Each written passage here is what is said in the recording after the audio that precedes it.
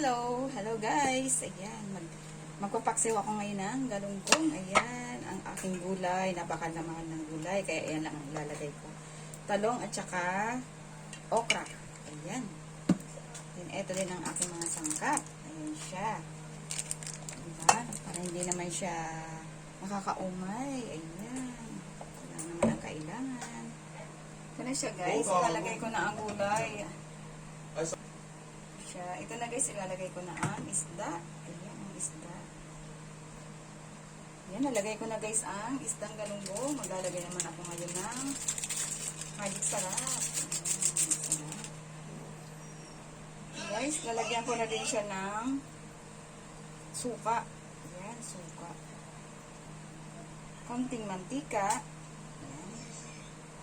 Lagyan din natin ng konting sabaw. Ayan. Fast forward na siya guys. Ayan. Maraming salamat sa panonood.